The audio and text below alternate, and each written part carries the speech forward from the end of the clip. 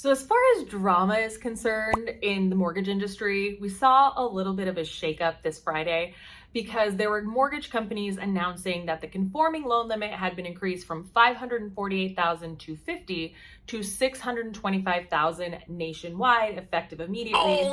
Now, conforming loans are essentially conventional loans, and the official announcements on whether or not loan limits raise don't come out until the end of November. So I wanted to break down why the big stir, because there's a lot of misinformation out there and not every single lender can loan on this.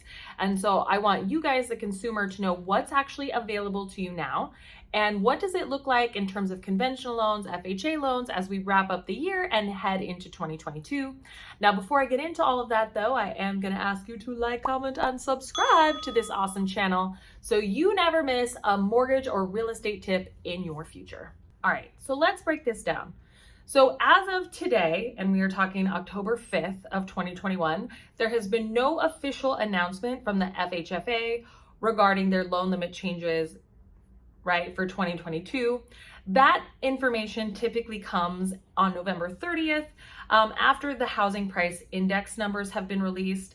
The FHFA keeps close tabs on these numbers, and the reason that some lenders have just preemptively started saying, hey, we will loan up to $625,000 effective immediately for an early bird special is because it is like very, very likely that these loan limits will be above $630,000, right? Based on the information that we have today. So if you look over from the appreciation from quarter, 3 of 2020 to, what we have available today, which is literally quarter 2 data and the first month of quarter 3. If we did that calculation, the loan limits look like it's going to be somewhere on $627,600. And that does not include August or September data. July was our lowest appreciation month this year, which is historical because of, school starting, summer vacation, heat. And so in general, nationwide, we still saw a 1.4% increase from quarter 2. And so we are still trending up. So it is very, very likely that our conforming loan limit will end up somewhere upwards of $630,000, which is why lenders today have decided to, preemptively roll this out to capture, more clients and to end the year strong. And for you, the consumer, especially if you were in this bracket where you were having to go into jumbo category, this is going to open up your purchasing power potentially upwards of $80,000, right? So this new loan limit increase, guys, is up from $548,250 to $625,000. Now, not every lender will do this, and that is because not all lenders are willing to roll the dice. If loan limits end up being less than $625,000, these banks are going to hold these loans because they will be unsellable, right, to the agencies. So just know that there is some risk, which is why not all lenders will do this. And it is why it is so important to shop your lender, especially in this market. I think I've harped on this in other videos, but debt to income ratios aren't allowed at all companies. Minimum FICO scores, same thing. Additional asset requirements. And so now it's loan limits. So you just really want to make sure that if you get a no, that you're doing your homework and calling at least 2 to 3 other lenders to see what is available for their companies. Okay. Now, my expectation, right, and I will be recording an update video to this after the 30th of November, is that conforming loans will be upwards of, $630,000.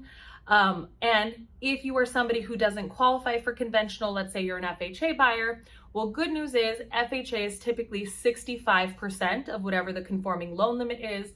So it looks like it will be about $406,000, right? Now that is not official, so do not quote me, but it's looking great. And guys, that's almost a $40,000 increase from, where we are currently, which gives a lot of buyers so much more purchasing power, right? So lots of good news on the horizon. These type, conventional and FHA loans are made to be more affordable for the average person.